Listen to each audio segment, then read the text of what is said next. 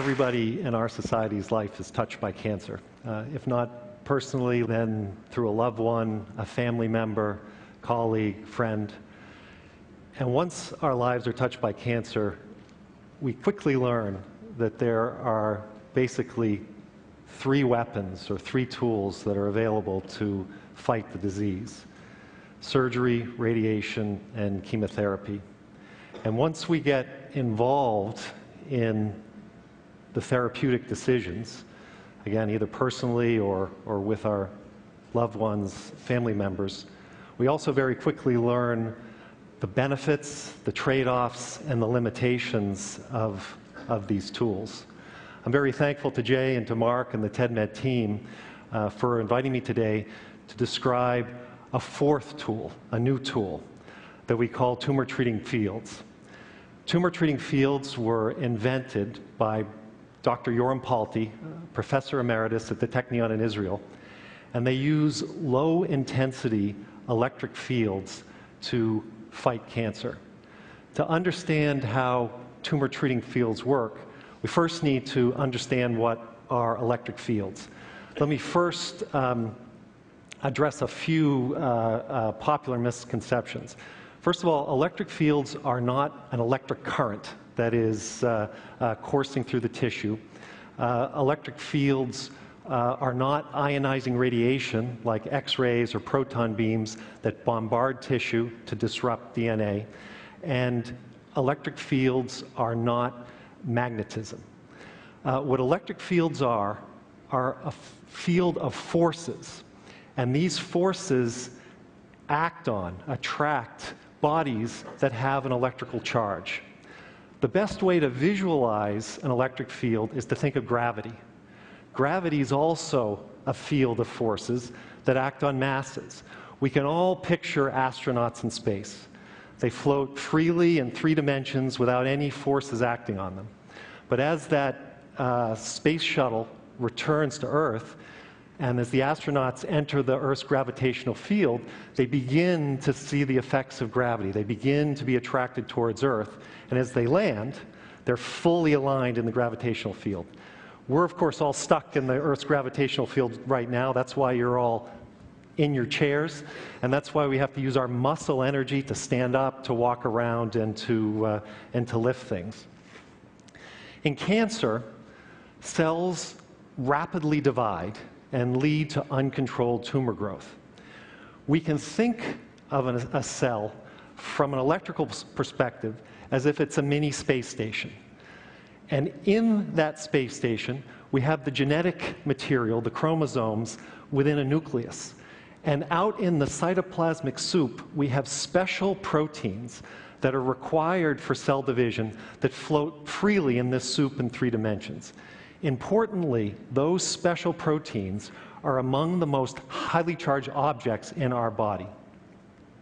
As cell division begins, the nucleus disintegrates, the chromosomes line up in the middle of the cell, and those special proteins undergo a 3-dimensional sequence whereby they attach, and they literally click into place end on end to form chains. These chains then progress and attach to the genetic material and pull the genetic material from 1 cell into 2 cells. And this is exactly how 1 cancer cell becomes 2 cancer cells, 2 cancer cells become 4 cancer cells, and we have ultimately uncontrolled tumor growth. Tumor treating fields use externally placed transducers attached to a field generator to create an artificial electric field on that space station. And when that cellular space station is within the electric field, it acts on those highly charged proteins and aligns them. And it prevents them from forming those chains, those mitotic spindles, that are necessary to pull the genetic material into the daughter cells. What we see is that the cells will attempt to divide for several hours, and they will either enter into this so-called cellular suicide, programmed cell death, or they will form unhealthy daughter cells and enter into apoptosis once they have divided. And we can observe this. What I'm going to show you next are two in vitro experiments. This is cultures, identical cultures of cervical cancer cells. And we've stained these cultures with a green fluorescent dye so that we can look at these proteins that form these chains. The first clip shows a normal cell division without the tumor-treating fields.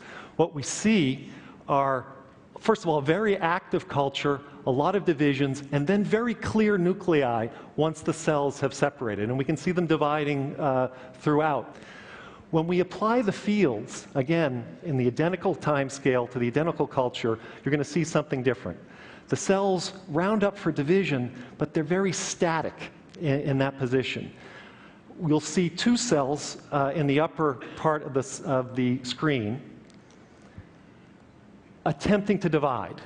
The one within the circle manages, but see how much of the protein is still throughout the nucleus, even in the dividing cell. The one up there can't divide at all. And then this bubbling, this membrane blebbing, is the hallmark of apoptosis in this cell. Formation of healthy mitotic spindles is necessary for division in all cell types. We've applied tumor-treating fields to over 20 different cancers in the lab, and we see this effect in all of them. Now, importantly, these tumor-treating fields have no effect on normal, undividing cells.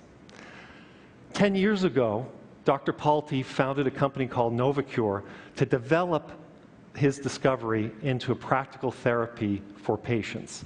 In that time, Novocure's developed two systems, one system for cancers in the head and another system for cancers in the trunk of the body.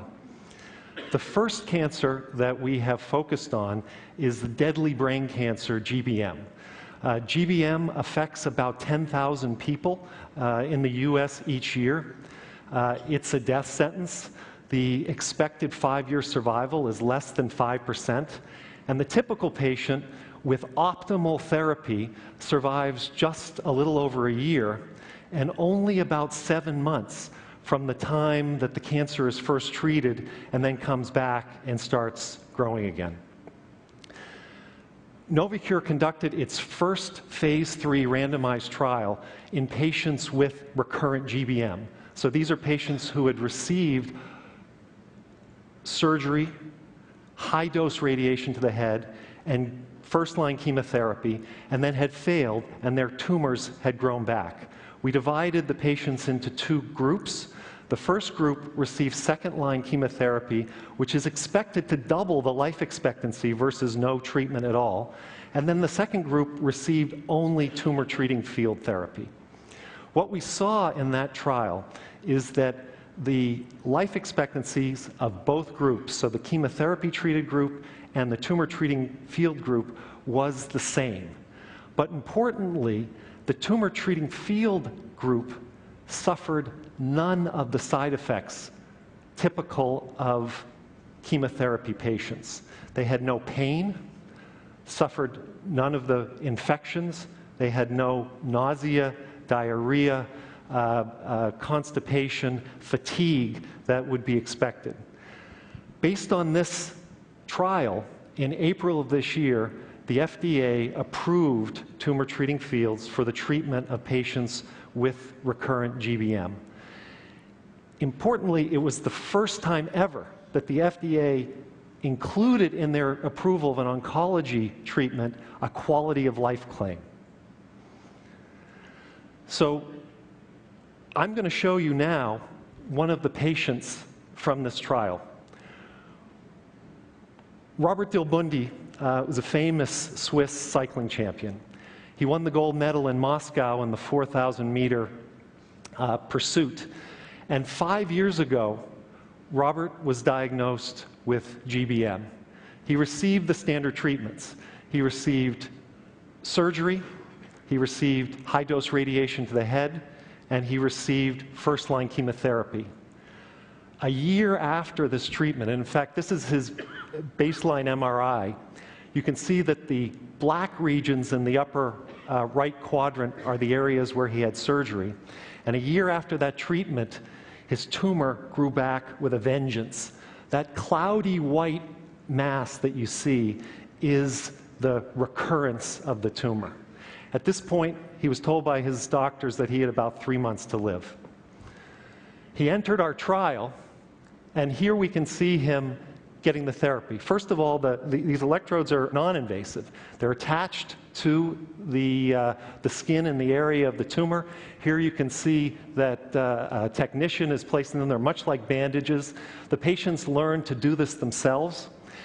And then the patients can undergo all the activities of their daily life. There's none of the tiredness. There's none of what's called the chemo head.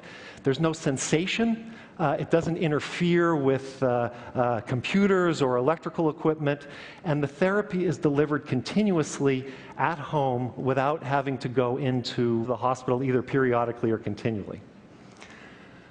These are Robert's MRIs, again, under only TT field treatment. This is a therapy that takes time to work, okay? It's a medical device. It works when it's on. But what we can see is by month 6, the tumor has responded and it's begun to melt away. It's still there. By month 12, we can argue whether there's a little bit of material around the edges, but it's essentially completely gone. It's now 5 years since Robert's diagnosis, and he's alive, but importantly, he's healthy and he's at work. I'm going to let him, in this very short clip, describe his impressions of the therapy in his own words. Ma qualité de vie, je la qualifierais aujourd'hui d'une manière un peu différente de ce que les gens pensent.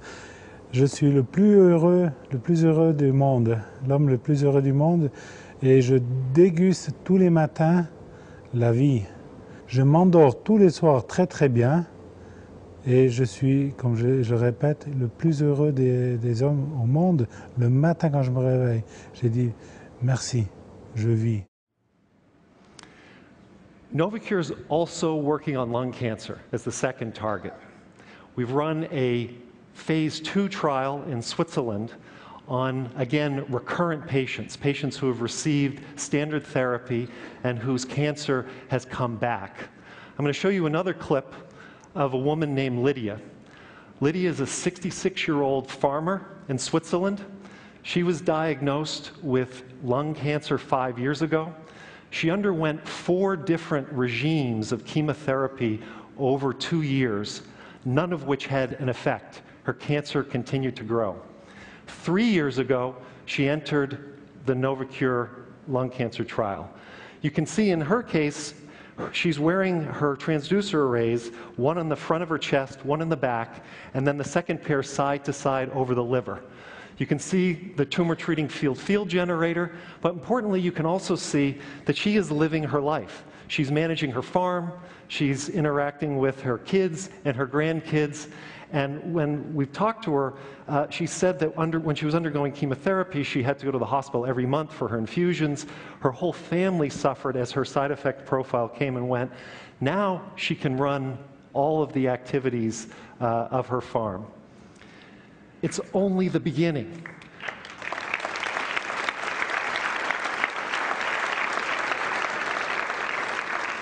In the lab, we've observed tremendous synergies between chemotherapy and tumor treating fields. There's research underway now at Harvard Medical School to pick the optimum pairs to maximize that benefit.